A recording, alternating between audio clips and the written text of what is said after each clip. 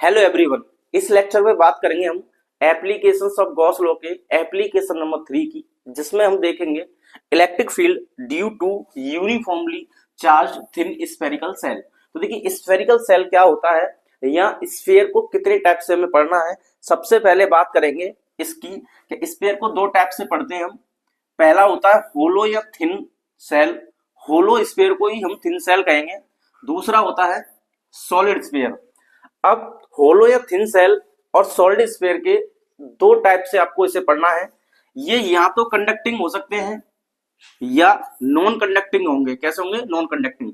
तो होलो या thin cell को नॉन कंडक्टिंग का मतलब होता है इंसुलेटर। इंसुलेटर आप जानते हो, यानी जिसमें करंट फ्लो नहीं होता इजीली, उन्हें हम क्या कहते हैं? इंसुलेटर्स बोलते हैं। तो होलो स्फीयर दो टाइप से पढ़ना है, कंडक्टिंग होगा या मेटेलिक होगा, या दूसरा नॉन कंडक्टिंग होगा। ऐसे ही क्या करना है आपको, सॉलिड को भी दो टाइप से पढ़ना है। कितने टाइप से पढ़ना है? दो टाइप से, कंडक्टिंग हो सकता है या नॉन कंडक्टिंग हो सकता है। अब इनकी वजह से गॉस लॉ का यूज करके जब हम इलेक्ट्रिक फील्ड फाइंड करते हैं तो इनके लिए जो फॉर्मूला, सॉलिड स्फीयर जब कंडक्टिंग हुआ वो, और थिन या होलो स्फीयर की दोनों कंडीशन में इलेक्ट्रिक फील्ड का जो फॉर्मूला है या कहीं वैल्यू सेम आती है। अब सेम क्यों आती है, ऐसा क्या रीजन है जो सेम आती है? इस वाली कंडीशन को अगर छोड़ दें, नॉन कंडक्टिंग वाली कंडीशन को अगर हम छोड़ दें, तो बाकी सॉलिड स्फीयर की कंडक्टिंग कंडीशन में और होलो या थिन सेल की कंडक्टिंग हो या नॉन कंडक्टिंग हो, इन तीनों में इलेक्ट्रिक फील्ड का जो वैल्यू है या फॉर्मूला है वो कैसा रहता है? सेम रहता है। अब ऐसा क्यों होता है कि इसमें डिफरेंट होता है, इसमें सेम होता है? इसमें तीनों में सेम इसलिए होता है क्योंकि जब भी हम चार्ज डिस्ट्रीब्यूट करते हैं होलो स्फीयर को या सॉलिड कंडक्टिंग स्फीयर को, तो चार्ज जो उसकी सरफेस पर रहता है, कहां पर रहता है? सरफेस पर रहता है। कुछ इस तरीके से अगर चार्ज देंगे तो उसकी सरफेस पर रहेगा। लेकिन अगर नॉन कंडक्टिंग सॉलिड स्फीयर की बात करेंगे तो इसमें जो चार्ज है वो कहां रहता है? पूरे वॉल्यूम में रहता है। तो हम यहां कह सकते हैं नॉन कंडक्टिंग के लिए charge in whole volume. Charge कहां पर डिस्ट्रीब्यूट होगा? Charge in whole volume. किसके लिए? नॉन कंडक्टिंग सॉलिड स्फीयर के लिए। बाकी सॉलिड कंडक्टिंग या होलो कंडक्टिंग या होलो नॉन कंडक्टिंग, एक दो और ये तीन, तीनों कंडीशन में ई की वैल्यू सेम आएगी। पर नॉन कंडक्टिंग सॉलिड स्फीयर के लिए ई की वैल्यू चेंज हो जाएगी, इन तीनों के जैसी नहीं आएगी। क्यों नहीं आएगी? क्योंकि इसमें चार्ज जो है, इसमें जो है चार्ज वो कहां रहता है? पूरे वॉल्यूम में रहता है। और इन तीनों कंडीशन में चार्ज जो है सरफेस पर रहता है। इसलिए इन तीनों के लिए हम सरफेस चार्ज डेंसिटी यूज करते हैं, और इसके लिए हम क्या करते हैं? वॉल्यूमेट्रिक या वॉल्यूम चार्ज डिस्ट्रीब्यूशन का यूज करते हैं। तो आप इसे देख लीजिए। अब बात करते हैं हम पहले इन तीनों कंडीशंस की कि इलेक्ट्रिक फील्ड ड्यू टू होलो हो, कंडक्टिंग या नॉन कंडक्टिंग कैसा भी हो, होलो स्फीयर होना चाहिए। दूसरा सॉलिड हो पर वो कैसा हो? कंडक्टिंग हो। कैसा हो? कंडक्टिंग। और इसकी वजह से हमें क्या करना है? इलेक्ट्रिक फील्ड फाइंड करना है with the help of Gauss law. अब देखिए कैसे करेंगे। सबसे पहले हम यहाँ पे एक स्फीयर बनाएंगे। तो हमने ये स्फीयर बना ली है, ये मान लीजिए एक होलो स्फीयर है और इसे चार्ज दे दिया है जो कि इसकी सरफेस पर डिस्ट्रीब्यूट हो गया है कुछ इस तरीके से। ये क्या, हमने इसे चार्ज प्रोवाइड करा दिया है और चार्ज इसकी सरफेस पर डिस्ट्रीब्यूट हो गया है। अब इसकी वजह से क्या करना है? इसकी वजह से हमें इलेक्ट्रिक फील्ड फाइंड करना है। और इसकी मैं रेडियस मान लेता हूं, यहां से यहां तक कैपिटल आर है। ये कितना है? Capital R. ठीक है, तो दोबारा समझिए। हमने एक क्या है, एक होलो स्फीयर लिया है, उसे चार्ज दे दिया, चार्ज उसकी सरफेस पर डिस्ट्रीब्यूट हो गया। और याद रखें यूनिफॉर्मली चार्ज है, तो हमने इसे चार्ज दिया तो इस पे यूनिफॉर्मली चार्ज जो डिस्ट्रीब्यूट हो गया। अब हमें क्या करना है? इलेक्ट्रिक फील्ड फाइंड करना है दो सिचुएशन में। एक तो इसके आउटसाइड और एक करना हमें इनसाइड, यानी इस होलो स्फीयर के आउटसाइड इलेक्ट्रिक फील्ड कितना आएगा और इनसाइड कितना आएगा। ये दो कंडीशन में हमें इलेक्ट्रिक फील्ड की वैल्यू फाइंड करनी है। तो पहली बात करते हैं। पहली बात करने से पहले हमें क्या पता होना चाहिए? गॉस लॉ को यूज करने के लिए हमें गॉसियन सरफेस की रिक्वायर्ड होती है। तो इसका गॉसियन सरफेस जो एज्यूम करेंगे वो बिल्कुल ऐसा ही होगा, एक स्फीयर की तरह। कैसा होगा वो? स्फीयर की तरह होगा। तो यहाँ पे क्या करेंगे? एक स्फीयर आप बना देंगे और इस स्फीयर का नाम हो जाएगा गॉसियन सरफेस। क्या हो जाएगा इसका नाम? Gaussian surface. ये हो जाएगा गॉसियन सरफेस। इसका नाम क्या हो जाएगा? गॉसियन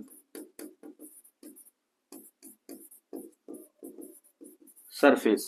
ठीक है, अब देखिए यहां से यहां तक की जो डिस्टेंस है, ये इसे हम स्मॉल आर से शो करेंगे। और ये जो चार्ज है, जिस स्फीयर पर चार्ज शो किया है, उसे हम कैपिटल आर से शो कर रहे हैं। अब यहाँ पे क्या करेंगे, एक पॉइंट कंसीडर करेंगे इस गॉसियन सरफेस पर कहीं पर भी। तो मैंने मान लिया ये पॉइंट है यहाँ पर। अब ये छोटा सा पॉइंट जो है इसका कुछ एरिया वेक्टर होगा, और एरिया वेक्टर को किससे दिखाते हैं, डीए से, और इसकी जो डायरेक्शन होगी आउटसाइड होगी। कैसी होगी, आउटसाइड। तो ये एरिया वेक्टर की डायरेक्शन होगी। आउटसाइड क्यों होगी, क्योंकि स्फीयर एक 3D होता है, 3D सरफेस में आता है, और 3D सरफेस यानी क्लोज सरफेस के लिए एरिया वेक्टर की डायरेक्शन हमेशा आउटसाइड लेते हैं, इनसाइड नहीं लेते हैं। तो एरिया वेक्टर की डायरेक्शन कहाँ आ जाएगी, आउटसाइड आ जाएगी। इस पॉइंट को मैं पी बोल देता हूँ, ये पी पॉइंट है। और अगर इलेक्ट्रिक फील्ड की बात करें तो इलेक्ट्रिक फील्ड की डायरेक्शन भी इधर ही आएगी, यहाँ पर, और इनके बीच का जो एंगल हो जाएगा दोनों सेम डायरेक्शन में, तो एंगल हो जाएगा कितना, 0। तो यहाँ लिख देंगे एंगल आ गया 0। अब ई की डायरेक्शन इधर क्यों आई, तो आप लिख सकते हैं यहाँ पे, अगर हम कोई टेस्ट चार्ज रख दें, यहाँ पे क्या रख दें, टेस्ट चार्ज, तो ये पॉजिटिव और ये पॉजिटिव, पॉजिटिव वजह से ये इधर रिपल करेगा, तो ये रिपेल करेगा, तो ई की डायरेक्शन इधर आ जाएगी। तो आप इस तरीके से ई की डायरेक्शन को शो कर सकते हैं। ठीक है, इतनी बात समझ में आ गई।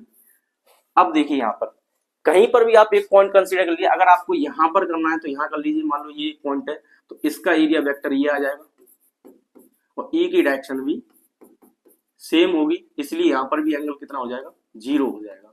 आप कहीं और करना चाहें, यहाँ पर एक पॉइंट कंसीडर कर लीजिए, यहाँ कर लीजिए, यहाँ कर लीजिए, सब जगह थीटा जो होगा वो 0 होगा, यानी डीए वेक्टर और ई वेक्टर का जो डायरेक्शन है वो सेम मिलेगी, और आपको एंगल कितना मिलेगा, 0 मिलेगा। अब हमें क्या करना है, सबसे पहले पहला पॉइंट जो कि मैंने इससे पहले वाली वीडियो में बताया था कि जब भी हमें application of Gauss law solve करना है तो उसमें 3 पॉइंट आपको याद रखना है। पहला आपको याद रखना है total electric flux passing through Gaussian surface, यानी गॉसियन सरफेस से कितना इलेक्ट्रिक फ्लक्स पास हो रहा है। दूसरा आपको यूज गॉस लॉ, दूसरे पॉइंट में आपको गॉस लॉ यूज करना है, और तीसरे में कंटिन्यूअसली चार्ज डिस्ट्रीब्यूशन को यूज करना है, जिसमें 3 टाइप होते हैं, एक lambda is equal to Q upon L, एक sigma is equal to Q upon A, और एक होता है rho is equal to Q upon B. ये तीनों को एक एक करके यूज करते हैं अकॉर्डिंग टू शेप, यानी कौन सी शेप है, 3D है, 2D है, यानी एरिया वाली है, वॉल्यूम वाली है, या लेंथ वाली है। अब सबसे पहले पॉइंट में क्या लिखना है आपको, total electric flux passing through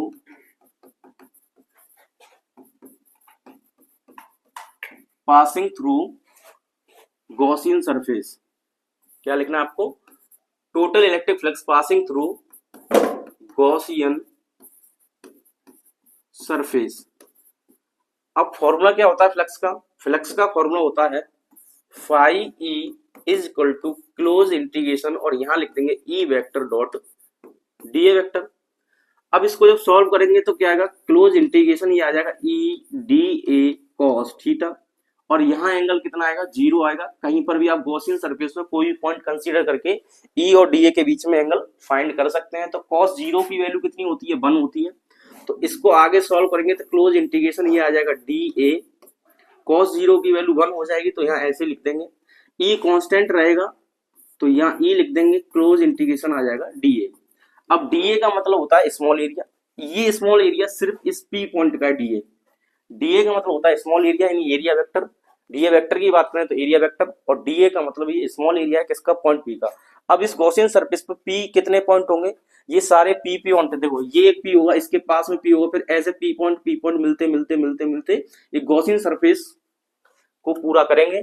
और गॉसियन सरफेस यहाँ पे क्या है, स्फीयर है, क्या है, एक स्फीयर। तो हम ये कह सकते हैं कि पी पॉइंट मिल मिलके पूरा एक एरिया बनाएंगे, और वो जो एरिया होगा यहाँ पे मैं लिख देता हूँ क्लोज इंटीग्रेशन डी ए, ये क्या हो जाएगा, पूरा एरिया बनेगा। एरिया क्या होता है, क्योंकि स्फीयर है, स्फीयर का एरिया होता है 4 पाई आर स्क्वायर, तो यहाँ लिख देंगे 4 पाई आर स्क्वायर। अब देखिए आपके पास 2 आ रहे हैं, एक कैपिटल आ रहा है, एक स्मॉल आ रहा है, तो यहाँ पर कौन सी यूज करें, आपको वो यूज करनी है जिसके लिए आप ये फ्लक्स फाइंड कर रहे हैं। फ्लक्स किसके लिए फाइंड कर रहे हैं, गॉसियन सरफेस के लिए। तो गॉसियन सरफेस के लिए आर की वैल्यू क्या आएगी, कैपिटल आर है, स्मॉल आर, तो स्मॉल आर आएगी, तो यहाँ पे लिख देंगे 4 पाई आर स्क्वायर। ठीक है, इसको हम यहाँ पर यूज करेंगे, क्या यूज करेंगे, 4 पाई आर स्क्वायर को यहाँ पर यूज करेंगे। तो ये आ जाएगा आपका ई ब्रैकेट में 4 पाई आर स्क्वायर, और ये आ गया फ्लक्स, फाई की वैल्यू आ गई। ठीक है, ये पहला पॉइंट क्लियर हुआ। Total electric flux passing through Gaussian surface, ये कितना आएगा, phi is equal to E bracket में 4 pi R square, small R इसलिए लेना है क्योंकि गॉसियन सरफेस के लिए फ्लक्स फाइंड कर रहे हैं, हम इस स्फीयर के लिए फाइंड नहीं कर रहे हैं।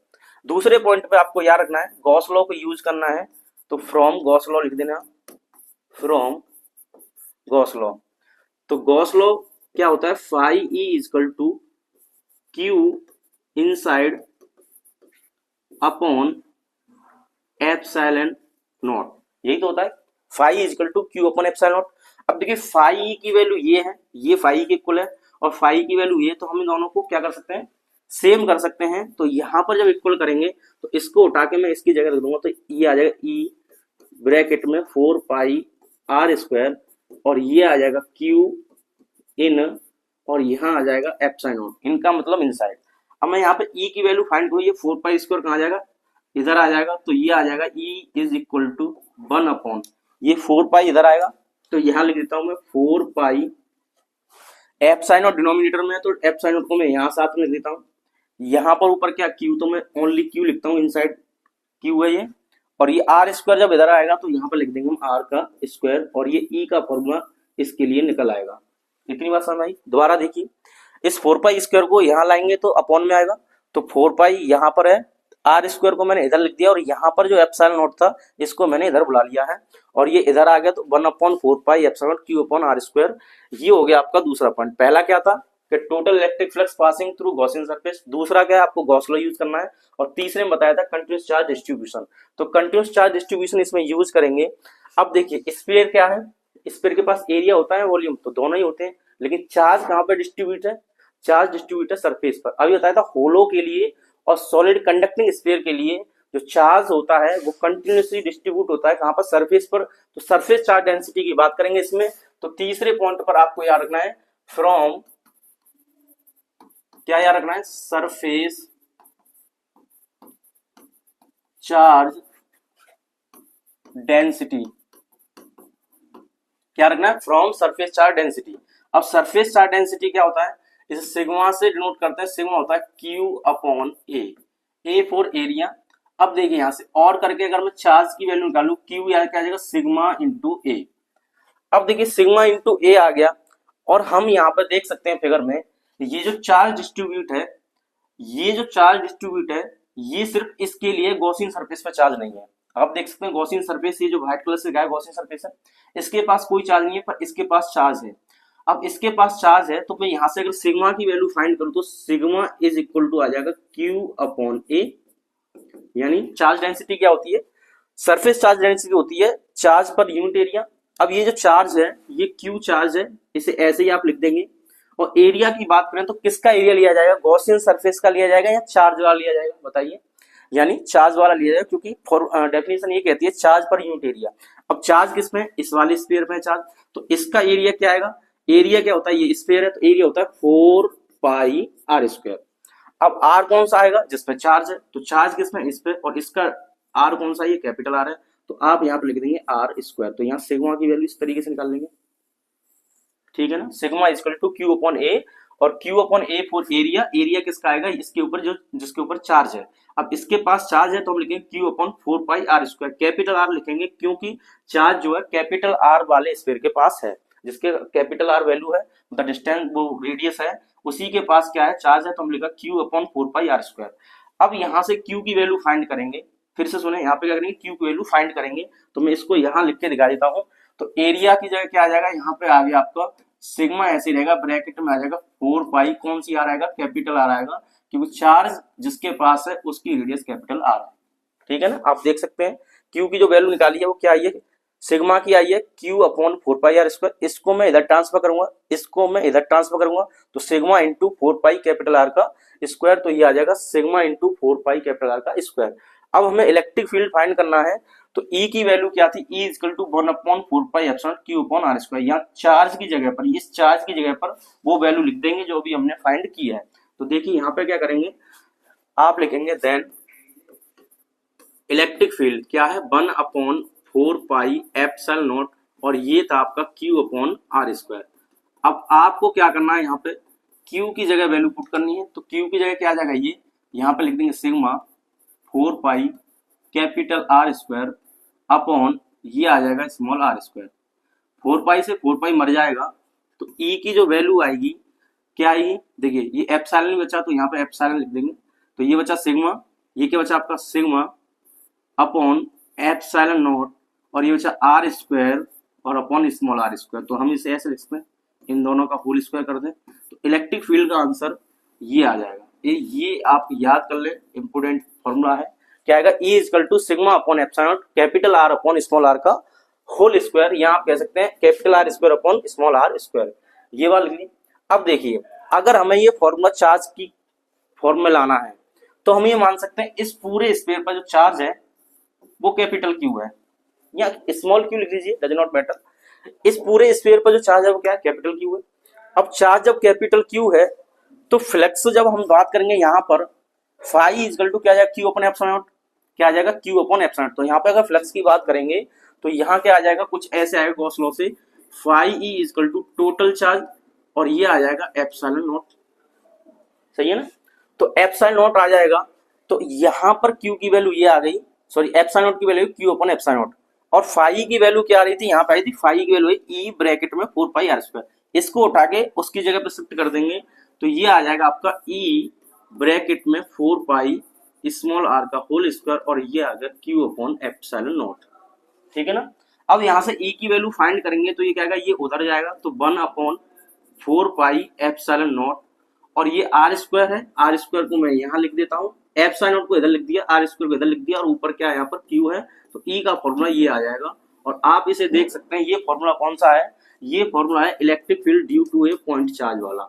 कौन सा है ये formula, electric field due to a point charge वाला। लेकिन हम तो स्फीयर के लिए फाइंड कर रहे थे, पर ये फॉर्मूला इस तरीके से कैसे आएगा, तो आप फॉर्मूला ये भी यूज कर सकते हैं और इसे भी यूज कर सकते हैं। बस याद रखें ये चार्ज कौन सा है, ये चार्ज टोटल चार्ज है जो कि इस स्फीयर पर डिस्ट्रीब्यूट हुआ है। बात समझ में आ गई कुछ, वो क्यू क्या है, ये टोटल चार्ज है जो कि इस पूरे स्फीयर पर डिस्ट्रीब्यूट किया गया है। लेकिन फॉर्मूला जो आया है ये ऐसा आया है जैसा कि electric field due to a point charge के लिए आता है, तो E equal to 1 upon 4 pi epsilon Q upon are square. अब ये ऐसा आपको महसूस होगा कि चार्ज इसके सरफेस पर ना होगा, इसके सेंटर पे है। कहां पर है, सेंटर पे। और हमें P पॉइंट, ये यहां से यहां तक इसकी डिस्टेंस क्या है, स्मॉल आर, तो O पॉइंट से P पॉइंट तक, यानी इस पे लिखा हमने कैपिटल क्यू, यहां रखा है, और यहां पर इलेक्ट्रिक फील्ड फाइंड करना है। तो इसके लिए फॉर्मूला क्या आएगा, इसके लिए फॉर्मूला आता है ये वाला। ठीक है ना, इसके लिए फॉर्मूला ये आएगा। तो हम ये कह सकते हैं कि जो चार्ज डिस्ट्रीब्यूट है इस स्फीयर पे वो उसकी सरफेस पर ना होकर इसके सेंटर पर रखा है, इसके सरफेस पर ना होकर कहां पर रखा है, सेंटर पर रखा है, लेकिन एक्चुअल में कहां पे, इसकी सरफेस पर है। तो इस तरीके से हम आउटसाइड, पहली कंडीशन है इसके आउटसाइड, तो हमने यहां पर पहले में निकाल लिया आउटसाइड। कहां पर निकाल लिया हमने, आउटसाइड इलेक्ट्रिक फील्ड फाइंड कर लिया। और आउटसाइड की एक कंडीशन है कि यहाँ पे स्मॉल आर की वैल्यू ग्रेटर देन है कैपिटल आर से, ये आपको नोट कर लेना है। ये हो गया आपका पॉइंट ए, डाल देता हूं। फिर से सुनिए, हमें क्या करना था, एक स्फीयर लिया, उसे चार्ज दिया, चार्ज के आउटसाइड एक पॉइंट हमने पी कंसीडर किया, फिर गॉसियन सरफेस बनाया, गॉसियन सरफेस बनाया तो हमने डीए वेक्टर ई वेक्टर के बीच में एंगल देखा। एंगल देखने से फायदा ये हुआ कि हमें फ्लक्स मिलेगा, ये फ्लक्स मिला, ये आ गया फ्लक्स। फ्लक्स आते ही हमने गॉस लॉ यूज किया, Q inside upon epsilon naught, और इसको उठा के यहाँ शिफ्ट किया, और जैसे ही शिफ्ट किया तो ई की वैल्यू ये आ गई। और जैसे ई की वैल्यू आई तो हमें चार्ज की वैल्यू पुट करनी थी, तो sigma equal to Q upon A होता है।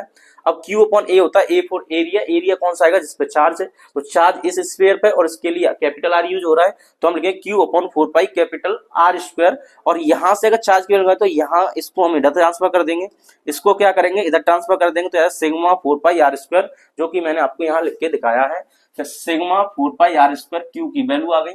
अब क्यू की वैल्यू है तो इस वैल्यू को उठा के आपको क्यू को कहां पर पुट करना है, यहां पर पुट करना है, तो 1 upon 4 pi epsilon Q upon are square, मैंने एच टी लिख दिया यहाँ पे, ये लिख दिया एच टी। अब क्यू की जगह पे आप इसको उठा के रख देंगे, 4 पाई से 4 पाई मर जाएगा, ये बचा सिग्मा और एप्सिलॉन, तो सिग्मा एप्सिलॉन कैपिटल आर और स्मॉल आर का होल स्क्वायर यहाँ पर लिख दिया, फॉर्मूला आ गया।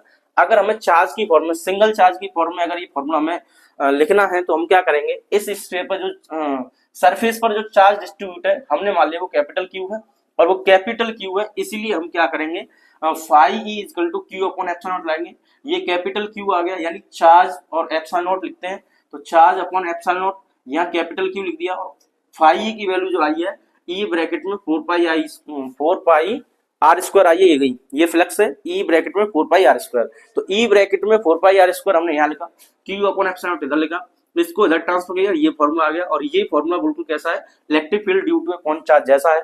तो हम ये कह सकते हैं हमने आउटसाइड में, कहां पर, आउटसाइड, तो इस स्फीयर के आउटसाइड में इलेक्ट्रिक फील्ड फाइंड किया है तो वो फॉर्मूला आ गया है। आउटसाइड में याद रखना small R is greater than to capital R. Next point देखते हैं इसके लिए। अगर हम बात कर लें किसकी, इनसाइड के लिए, तो यहां पर लिखेंगे इनसाइड। सेकंड पॉइंट याद रखना फॉर इनसाइड। अब इनसाइड के लिए मैं यहाँ पर बी लिख देता हूं। इनसाइड की कंडीशन क्या होगी, यहां पर जो है कैपिटल आर बड़ा हो जाएगा और स्मॉल आर कैसा हो जाएगा, छोटा हो जाएगा। इसका मतलब ये हुआ कि जो स्फीयर है, जो कि जिसके ऊपर चार्ज है, वो कुछ ऐसे आएगा। ये स्फीयर है, इसके पास चार्ज है, ठीक है ना। तो इसके पास चार्ज है, मैं इसे ठीक बना लेता हूं, ये यहाँ पर थोड़ा सा। अब इसके पास चार्ज है तो हमने चार्ज को शो कर दिया, ये आगे चार्ज, ये इसका चार्ज हो गया जो डिस्ट्रीब्यूट कर दिया हमने यहां पर। यहां से यहां तक क्या है, कैपिटल आर है। अब गॉसियन सरफेस जो है इसके अंदर शिफ्ट हो गया है। कहां पर शिफ्ट हो गया, ये अंदर, कुछ इस तरीके से। यहां से यहां तक ये स्मॉल आर है, इसको आप याद रखें। कॉन्सेंट्रिक सर्कल्स बोल सकते हैं। स्मॉल आर यहाँ पर देखिए छोटा हो जाएगा, कैपिटल आर बड़ा हो जाएगा। फिर से यहाँ पे कोई पॉइंट कंसीडर करेंगे, मान लो ये कर दिया, तो इसका एरिया वेक्टर ये आ जाएगा डीए वेक्टर, और इलेक्ट्रिक फील्ड की डायरेक्शन भी इधर ही आएगी पहले की तरह, और एंगल कितना हो जाएगा यहाँ पर फिर से 0 हो जाएगा। तो इलेक्ट्रिक फ्लक्स फाइंड करेंगे, बिल्कुल सेम आएगा। तो phi E is equal to क्या आएगा, क्लोज इंटीग्रेशन यहाँ पे E vector dot D A vector. इसको सॉल्व करेंगे तो क्लोज इंटीग्रेशन ये आ जाएगा आपका ई डी ए कॉस 0। अब कॉस 0 की वैल्यू कितनी होती है, 1 होती है। तो इसको सॉल्व कर ले तो ई क्लोज इंटीग्रेशन ये आ जाएगा डी ए। अब डी ए का मतलब यहाँ पे एरिया, तो एरिया आ जाएगा 4 पाई आर स्क्वायर। क्या आ जाएगा, 4 पाई आर स्क्वायर। अब इसमें आर कौन सा आएगा, गॉसियन सरफेस है। ये कौन सरफेस है, ये गॉसियन सरफेस, तो मैं लिख दूं जीएस गॉसियन सरफेस। तो गॉसियन सरफेस के लिए स्मॉल आर का स्क्वायर आता है। अब फाई क्या होता है, यहाँ पे गॉस लॉ यूज करेंगे तो फाई होता है क्यू अपॉन एप्सिलॉन नॉट।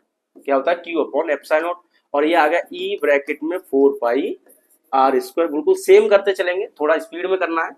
तो अब देखिए यहाँ अंदर चार्ज कितना है, गॉसियन सरफेस में तो चार्ज है नहीं है, तो अंदर चार्ज नहीं है, तो चार्ज की जगह लिख देंगे हम 0 अपॉन आ जाएगा एप्सिलॉन नॉट, और ये आ जाएगा ई ब्रैकेट में 4 पाई आर स्क्वायर।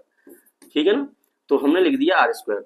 अब ये 0 का इसमें डिवाइड करेंगे तो E equal to 0 equal to आ जाएगा ब्रैकेट में 4 पाई आर स्क्वायर ई के साथ मल्टीप्लाई करके। अब यहाँ से अगर ई की वैल्यू निकालेंगे तो कितना आ जाएगा, 0 आ जाएगा। कितना आ जाएगा, 0। यानी हम ये कह सकते हैं कि ये जो होलो स्फीयर है, होलो स्फीयर पर जो चार्ज डिस्ट्रीब्यूट किया है हमने, उसके अंदर अगर इलेक्ट्रिक फील्ड फाइंड करते हैं तो इनसाइड आता है 0।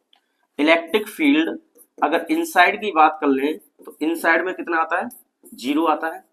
और अगर आउटसाइड की बात करें तो आउटसाइड में 0 नहीं आता, ये आता है 1 अपॉन 4 पाई एप्सिलॉन, और यहाँ कैपिटल क्यू लिखा है मैंने, और ये आर स्क्वायर। इस बात को आप ध्यान रख लें अच्छे से कि इलेक्ट्रिक फील्ड जब भी हम इनसाइड की बात करेंगे, किसकी बात करेंगे, इनसाइड की बात करेंगे। ऐसी कंडीशन में अगर इनसाइड की बात करेंगे तो इलेक्ट्रिक फील्ड इनसाइड कितना आ जाएगा, 0, और आउटसाइड 0 नहीं आएगा। आउटसाइड क्या आएगा, ये वाला, यहाँ पे कैपिटल क्यू लिख दीजिए, ये फॉर्मूला आउटसाइड के लिए आएगा। तो हमने ये फाइंड कर लिया electric field due to hollow, conducting हो, नॉन कंडक्टिंग हो, स्फीयर हो, कैसा हो, सॉलिड कंडक्टिंग स्फीयर भी हो सकता है। होलो स्फीयर हो जिसमें कंडक्टिंग नॉन कंडक्टिंग कैसा भी हो, या फिर सॉलिड कंडक्टिंग स्फीयर हो, उसके लिए इलेक्ट्रिक फील्ड का जो फॉर्मूला आता है वो क्या आता है, आउटसाइड के लिए ये आता है। ये किसके लिए, ये आउटसाइड के लिए है। ठीक है, ये आउटसाइड के लिए। और इनसाइड कितना आता है, इनसाइड के लिए आता है 0। कितना आएगा, इनसाइड के लिए 0। तो आप इन दोनों फॉर्मूलों को याद रखें बहुत अच्छे से। ठीक है ना, तो ये बात आपको समझ में आ गई होगी। अब देखिए हमें खींचना है ग्राफ ई वर्सेस आर का। किसका ग्राफ करना है, ई वर्सेस आर का। तो E R graph for a spherical shell, ये क्या होता है, आप देख सकते हैं ये पॉइंट एक आर कैपिटल, ये यहां से यहां तक की डिस्टेंस है। ये किसके लिए, आप यहाँ पे क्या करेंगे, इमेजिनरी स्फीयर बनाएंगे। कौन सा वाला, ये वही वाला है जिसके ऊपर हमने चार्ज दिया था। तो यहां से यहां तक इसकी जो रेडियस है कैपिटल आर हो जाएगी। अब कैपिटल आर हो गई तो इनसाइड के लिए इलेक्ट्रिक फील्ड क्या था, आप याद कीजिए, इनसाइड के लिए कितना बताया अभी, 0। तो यहां से यहां तक तो 0 रहेगा, तो आप देख सकते हैं ई इक्वल टू 0। इसके बाद में जो आया है वो किस रिलेशन में आया, आप यहाँ देख सकते हैं ई आउटसाइड जो है डायरेक्टली प्रोपोर्शनल है 1 अपॉन आर स्क्वायर के। किसके प्रोपोर्शनल है, 1 अपॉन आर स्क्वायर के। जैसे जैसे आर की वैल्यू बढ़ेगी वैसे वैसे ई की वैल्यू कम हो जाएगी, या कहें अगर आर की वैल्यू को आप कम करोगे तो ई की वैल्यू इंक्रीज हो जाएगी। तो इसके लिए जो ग्राफ आएगा वो कुछ यहाँ से इस कर्व टाइप में आएगा। ठीक है ना, तो ये ग्राफ है, ये आपको कई बार पूछा गया है। इस ग्राफ को आप अच्छे से याद कर लें और एक दो बार इसे बनाने की प्रैक्टिस कर लें, ठीक है ना। तो इतनी बात आपको समझ में आ गई होगी, मैं उम्मीद करता हूं। नेक्स्ट बात करते हैं electric field due to a non conducting solid sphere of charge. यानी हमने जो बात की है अभी, ये तीन कंडीशन में की है कि होलो स्फीयर हो, कैसा भी हो, चाहे वो कंडक्टिंग हो नॉन कंडक्टिंग हो, और सॉलिड हो तो बस कैसा हो, कंडक्टिंग हो। इनके लिए इलेक्ट्रिक फील्ड का फॉर्मूला आता है 1/4πε0 और capital Q upon are square, ठीक है ना। अब बात कर ले हम किसकी, नॉन कंडक्टिंग की। नॉन कंडक्टिंग में और इन तीनों में फर्क क्या होता है कि इन तीनों कंडीशन में जो चार्ज है सरफेस पर रहता है, और नॉन कंडक्टिंग सॉलिड स्फीयर के लिए बात कर लें तो चार्ज कहाँ रहता है, पूरे वॉल्यूम में रहता है। तो इसके लिए आपको किस तरीके से डेरिवेशन करना है, इसमें हम बात करते हैं, ठीक है ना। तो देखिए इसमें हम बात करेंगे तो कैसे करेंगे, फिर से एक स्फीयर बनाएंगे, इसको चार्ज दे देंगे, क्या कर देंगे, इसे एक चार्ज दे देंगे, और चार्ज अब कहाँ रहेगा, इसके वॉल्यूम में रहेगा। तो हम यहाँ पे वॉल्यूम में दिखाई देता है, ये चार्ज रहेगा कुछ ऐसे, जैसे तरबूज में उसके बीज होते हैं, कुछ इस तरीके से हमने चार्ज रख दिया, ठीक है, ये कर दिया। अब क्या करना है, इसकी रेडियस की बात कर ले तो इसे हम फिर से कैपिटल आर मान लेते हैं, यहाँ से यहाँ तक कैपिटल आर है। एक गॉसियन सरफेस यहाँ पे कंसीडर कीजिए, ये गॉसियन सरफेस है, इसकी डिस्टेंस यहाँ से यहाँ तक स्मॉल आर है, ये पॉइंट इसका ओ है, कॉन्सेंट्रिक सर्कल्स हैं। यहाँ पे फिर से आप एक पॉइंट P कंसीडर करोगे, और P कंसीडर करोगे तो आपको क्या करना है, P कंसीडर करोगे तो DA की डायरेक्शन इधर आ जाएगी, ठीक है ना, और E की डायरेक्शन भी इधर आ जाएगी। अब यहाँ पर एंगल कितना आ जाएगा, 0 आ जाएगा। आप कहीं पर भी कोई पॉइंट मान लीजिए, यहाँ पर एक पॉइंट लिखिए, कहीं पर भी लिखिए, E और DA एक ही डायरेक्शन में आएंगे, तो इसलिए एंगल कितना हो जाएगा, 0 हो जाएगा। कितना हो जाएगा, एंगल 0। फिर हम क्या करेंगे, पहली कंडीशन इसमें आउटसाइड, इलेक्ट्रिक फील्ड कहाँ फाइंड करना है, आउटसाइड फाइंड करना है। और आउटसाइड के लिए कंडीशन क्या होती है, इसमें small r is greater than to capital R, बिल्कुल पहले जैसा करना है। फ्लक्स फाइंड करना है, मैं यहाँ पे लिख देता हूँ इलेक्ट्रिक फ्लक्स, क्या लिख देते हैं यहाँ पे, electric flux passing through Gaussian surface. कहां से जा रहा है, गॉसियन सरफेस से, तो वहां पे लिख देंगे आप Gaussian surface. Phi E is equal to क्या आएगा, close integration E vector dot D A vector. इसको आप सॉल्व करोगे तो ई डी ए कॉस 0, थोड़ा स्पीड में कर रहे हैं क्योंकि आपको ये पहले से, अब उसे पहले देख लीजिए अच्छे से, वो हो जाएगा तो आपको ये समझ में आ जाएगा। कॉस 0 की वैल्यू 1 हो जाएगी, तो यहाँ लिख देंगे ई क्लोज इंटीग्रेशन आ जाएगा डी ए, ठीक है। डी ए का मतलब एरिया, और एरिया हो जाएगा यहाँ पर 4 पाई। अब देखिए किसकी बात हो रही है, यहाँ पर गॉसियन सरफेस की बात हो रही है, और ये वाला आपका गॉसियन सरफेस है, ये क्या है यहाँ पर गॉसियन सरफेस है। तो गॉसियन सरफेस के लिए आर कितना है, स्मॉल है, तो यहाँ पर स्मॉल आर का स्क्वायर कर देंगे। अब फाई आ गया, अब फाई की जगह पर हम क्या करेंगे, ये इक्वल कर देंगे ई ब्रैकेट में 4 पाई स्मॉल आर का स्क्वायर, ठीक है, ये आ गया। अब आप गॉस लॉ यूज करेंगे तो फाई इक्वल टू क्या होता है, क्यू अपॉन एप्सिलॉन नॉट, और ये आ गया आपका ई ब्रैकेट में 4 पाई आर स्क्वायर। अरे सही है। अब देखिए इसको मैं इधर ट्रांसफर करूंगा, इसको मैं इधर ट्रांसफर करूंगा तो क्या आ जाएगा यहाँ से, तो ई की वैल्यू आ जाएगी 1/4 पाई, ये आर स्क्वायर आएगा साथ में, तो मैं एप्सिलॉन को पहले लिख देता हूँ, तो यहाँ पे आ जाएगा एप्सिलॉन नॉट और क्यू अपॉन आर स्क्वायर, बिल्कुल पहले जैसा आया है, तो पहले जैसा हमने यहाँ पे कर दिया, ठीक है ना, ये आप नोट कर लीजिए। अब देखिए हमें क्या करना है, सरफेस चार्ज डेंसिटी और वॉल्यूमेट्रिक चार्ज डेंसिटी में एक यूज करना है। इससे पहले वाली कंडीशन में हमने देखा था कि चार्ज कहाँ पे था, उसके सरफेस पर था। अब चार्ज कहाँ है, इसके पूरे वॉल्यूम है, चार्ज कहाँ पर, इसके पूरे वॉल्यूम में। तो पूरे वॉल्यूम में है, हम क्या करेंगे इसमें, from volumetric charge distribution, from volumetric charge distribution, या चार्ज डेंसिटी लिख दीजिए यहाँ पे, तो charge density, volumetric charge density. अब वॉल्यूमेट्रिक चार्ज डेंसिटी किससे शो करते हैं, इसे रो से करते हैं। रो क्या होता है, चार्ज पर वॉल्यूम, क्या होता है, चार्ज पर वॉल्यूम। अब चार्ज इतना रहेगा, किसके पास है, कौन से वॉल्यूम की बात हो रही है, इसमें देखिए चार्ज जो है सिर्फ इसके पास है जिसकी कैपिटल आर है, जिसकी रेडियस क्या है, कैपिटल आर है, उसके पास ही चार्ज है। गॉसियन सरफेस के पास तो चार्ज नहीं है, तो इसका हमें वॉल्यूम निकालना है। तो वॉल्यूम निकालेंगे तो क्या होता है, स्फीयर का वॉल्यूम, वॉल्यूम होता है 4/3 पाई आर क्यू, तो यहाँ कैपिटल आर क्यू ले लीजिए। अब यहाँ से चार्ज की वैल्यू फाइंड करेंगे तो मैं यहाँ लिख सकता हूँ स्मॉल क्यू इजकल टू, इसको उठा के आप इधर ट्रांसफर कर दीजिए, तो आ जाएगा रो ब्रैकेट में 4/3 ये पाई आर की पावर 3। इस तरीके से आप स्मॉल क्यू की वैल्यू फाइंड कर लेंगे। और ये जो स्मॉल क्यू की वैल्यू फाइंड की है, इसको कहां पे पुट करना है आपको? इसको पुट करना है कहां पर? जहां पर क्यू आपको दिखाई दे रहा है, ये वाला क्यू। तो E equal to 1/4 Q upon are square. इसमें आप क्या करेंगे? क्यू की जगह पर ये पुट कर देंगे। तो यहां पर क्या आंसर आने वाला है ये देखिए। तो हमने लिखा E is equal to 1/4 pi epsilon naught. यहां आएगा क्यू, तो क्यू की जगह पर मैं लिख दूंगा रो ब्रैकेट में 4 पाई आर की पावर 3, और ये जो 3 बचा है इसको मैं अपॉन में कर दूंगा। और यहां पर क्या बचा? देखिए साथ में बचा आर स्क्वायर। फिर से सुनिए, फॉर्मूला क्या था? E equal to 1/4 pi epsilon naught. यहाँ चलो मैं लिख देता हूं, इसका जो फॉर्मूला था ये था E equal to 1/4 pi epsilon naught, और ये आ जाएगा आपका Q अपॉन आर स्क्वायर। ठीक है, तो 1/4 पाई एप्सिलॉन नॉट ऐसे ही रहेगा। Q की जगह पे हम लिख देंगे रो 4/3, तो 4/3 पाई आर की पावर 3, और ये स्मॉल आर स्क्वायर यहाँ पे आ जाएगा। ठीक है ना। अब इसमें 4 पाई से 4 पाई मर जाएगा। अब E की वैल्यू क्या आएगी? आप देख सकते हैं E इक्वल टू आ गया ये रो आर की पावर 3 अपॉन ये बचा आपका एप्सिलॉन, और ये बचा 3, तो 3 एप्सिलॉन स्मॉल आर स्क्वायर। ये फॉर्मूला इसके लिए आ जाएगा। इतनी बात समझ आई? अब वहां पे क्या आ रहा था और यहाँ पे क्या आ रहा है, आप इसे आराम से देख सकते हैं। सेकंड कंडीशन का होता है, अगर इनसाइड की बात करें तो यहाँ पे पॉइंट नंबर 2 लिख दे रहा हूं। अगर हमें किसके निकालना है? इलेक्ट्रिक फील्ड इनसाइड के लिए। और इनसाइड में कंडीशन क्या आएगी? कैपिटल आर बड़ा हो जाएगा और स्मॉल आर कैसा हो जाएगा? छोटा हो जाएगा। ये बात सही है। फिर से देख लीजिए यहाँ पर। अब क्या करेंगे? ये इसके अंदर चला जाएगा, इसके अंदर चला जाएगा, तो फिर से इसे पहले की तरह सॉल्व करते हैं। तो पहले की तरह सॉल्व करेंगे तो क्या आंसर इसका आने वाला है? फ्लेक्स निकालेंगे, फ्लेक्स क्या आ जाएगा? E डॉट डी ए। इसको सॉल्व करते तो क्या आता? E D A cos 0। यहां पर आ गया कॉस 0, 0 हट जाएगा कॉस 0, तो ये आ जाएगा E क्लोज इंटीग्रेशन, यहाँ पे आ जाएगा डी ए, और यहाँ पे लिख देंगे आप फाई E। ठीक है ना। अब इसे सॉल्व करेंगे तो ये आ जाएगा E ब्रैकेट में 4 पाई आर स्क्वायर, और ये फाई की वैल्यू आ गई। इतना आपको समझ में आ गया? ये बिल्कुल पहले की तरह करना है, इसमें कोई चेंज नहीं करना है। नेक्स्ट करते हैं। अब इसमें क्या करना है? फ्लेक्स की वैल्यू फाइंड करनी है।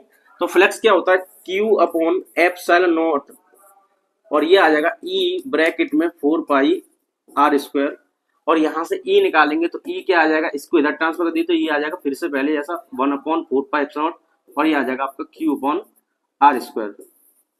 ठीक है। अब देखिए हम किसके लिए बात कर रहे थे? इनसाइड के लिए। इससे पहले हमने फाइंड किया था आउटसाइड के लिए। तो इनसाइड का मीनिंग क्या हो जाएगा? ये जो गॉसियन सरफेस है इसके अंदर शिफ्ट हो जाएगा। ये जो गॉसियन सरफेस है इसके अंदर शिफ्ट हो जाएगा। तो अंदर शिफ्ट हो जाएगा तो इसका डायग्राम हम बना लेते हैं कि मान लीजिए ये जो है स्फीयर है जिसके पास चार्ज है। फिर से सुनिए, ये एक स्फीयर है जिसके पास क्या चार्ज, तो मैं यहाँ पर बना देता हूँ ये कुछ इस तरीके से। ठीक है, इसे आप थोड़ा सा अच्छी तरीके से बना लेना।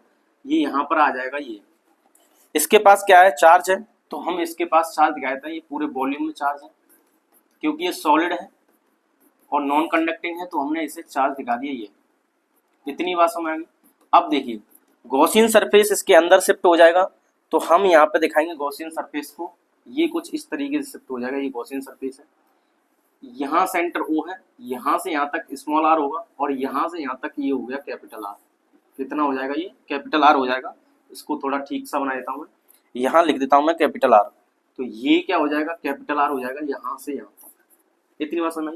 अब देखिए पहली वाली कंडीशन में क्या था? गॉसियन सरफेस के अंदर चार्ज नहीं था। जैसा कि मैं आपको दिखा सकता हूँ कि पहले जब हम सॉल्व कर रहे थे इस वाली कंडीशन के लिए, होलो वाले के लिए, तो गॉसियन सरफेस के अंदर चार्ज नहीं था, इसलिए इनसाइड कितना आ गया था? 0। लेकिन इस कंडीशन में आप देख सकते हैं यहाँ पर क्या है? गॉसियन सरफेस के अंदर भी चार्ज है, और गॉसियन सरफेस के अंदर भी चार्ज है। तो क्या करेंगे? ये भी एक, ये जो गॉसियन सरफेस है ये क्या है? यहाँ पर गॉसियन सरफेस है, गॉसियन सरफेस। अब इसके पास भी चार्ज है।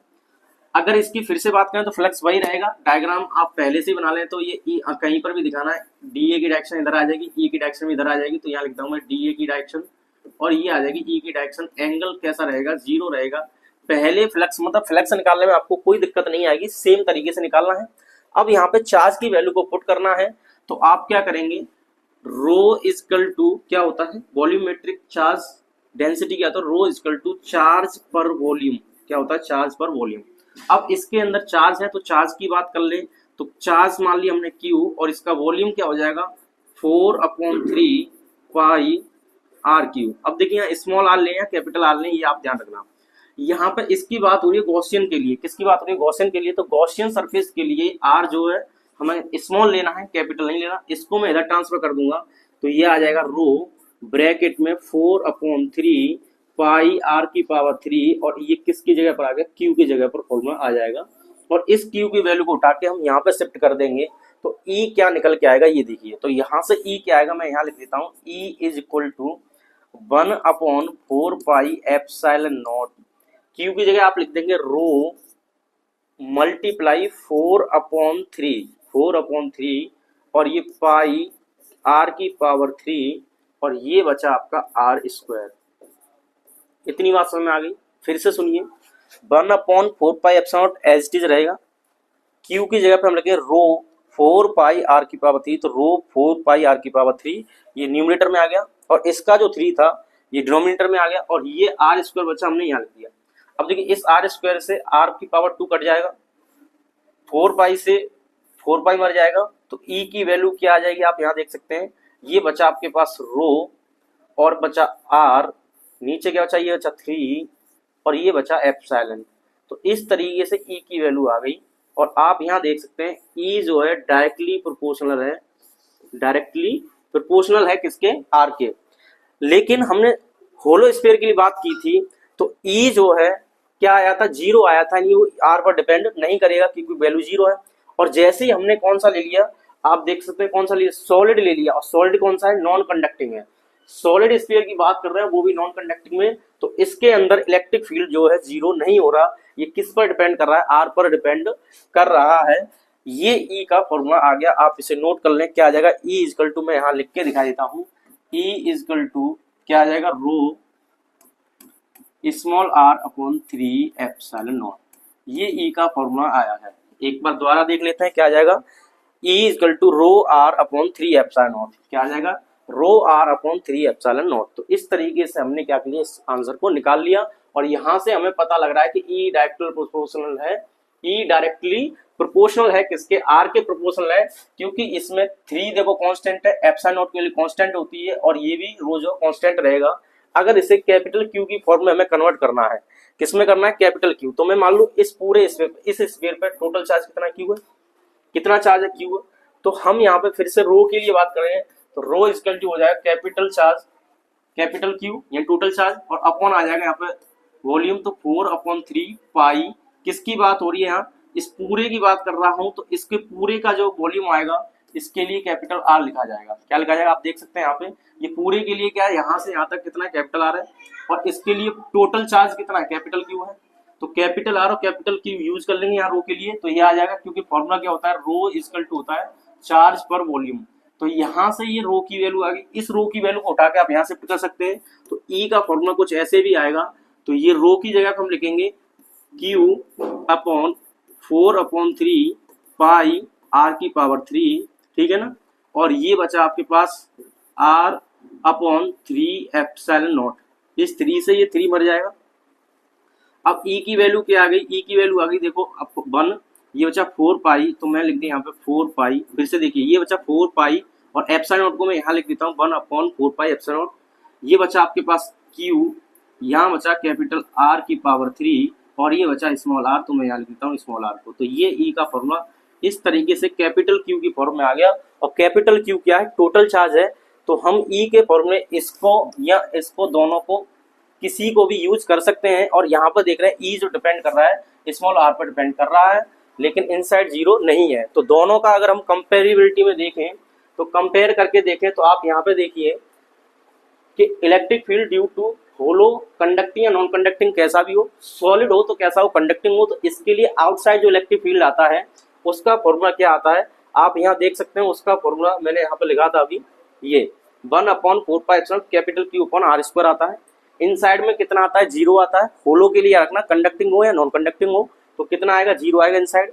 लेकिन जैसे हम कौन सा लेते हैं, सॉलिड स्फीयर ले लें, वो भी नॉन कंडक्टिंग वाला लेते हैं तो यहाँ पे देखिए सॉलिड स्फीयर ले लेते हैं, और कौन सा लेते हैं, नॉन कंडक्टिंग वाला। तो इसके लिए ई की वैल्यू जो है चेंज हो जाती है। क्या चेंज हो जाती है, आप यहाँ देख सकते हैं कि इसके लिए इनसाइड की बात अलग करेंगे तो ये इनसाइड में जीरो नहीं है। पहले किसी थी होलो की बात कर ले, किसकी बात कर ले, होलो के लिए। तो होलो में ई इनसाइड कितना आता है, जीरो आता है। ई इनसाइड कितना आता है, जीरो आता है। लेकिन इसके लिए जीरो नहीं आएगा, आपको ये याद रखना है, बस इतना सा डिफरेंट होता है। अब बात कर लें इनके बीच की ग्राफ की।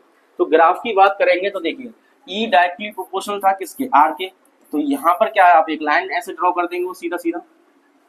और दूसरे वाले में आप देख सकते हैं कि वो सेम था, इसमें कोई फर्क नहीं आया था। आउटसाइड की बात कर लें तो आउटसाइड के लिए फॉर्मूला क्या आया था, आउटसाइड के लिए फॉर्मूला आया था ये, देखिए वॉल्यूमेट्रिक वाले में आउटसाइड के लिए फॉर्मूला सेम आया था। यहाँ पर electric field due to non conducting solid sphere of charge, इसमें आपने देखा था आउटसाइड के लिए फॉर्मूला क्या है, क्यू अपॉन आर स्क्वायर, बिल्कुल सेम आया था, इसमें कोई दिक्कत नहीं थी पहले जैसा। तो यहाँ पर आप जब डायग्राम में बनाओगे तो ये किस पर डिपेंड कर रहा था, ई डिपेंड करेगा 1 अपॉन आर स्क्वायर पर, इस तरीके से। ये किसके लिए, ये आउटसाइड के लिए है, और ये किसके लिए है, ये इनसाइड के लिए है। किसके लिए, इनसाइड के लिए। और ये क्या है, सॉलिड स्फीयर है। कैसा, सॉलिड स्फीयर है, लेकिन कैसा, ये नॉन कंडक्टिंग है। तो नॉन कंडक्टिंग के लिए ये फॉर्मूला आ जाएगा, तो आप इसे नोट कर लीजिए, ठीक है ना। तो एक साल लिख लीजिए ताकि आपको फॉर्मूले में कंपेरेबिलिटी करने में और याद करने में आसानी हो जाए। इस वीडियो में इतना ही, मिलते हैं नेक्स्ट वीडियो में। जब तक पढ़ते रहिए, मुस्कुराते रहिए। जय हिंद।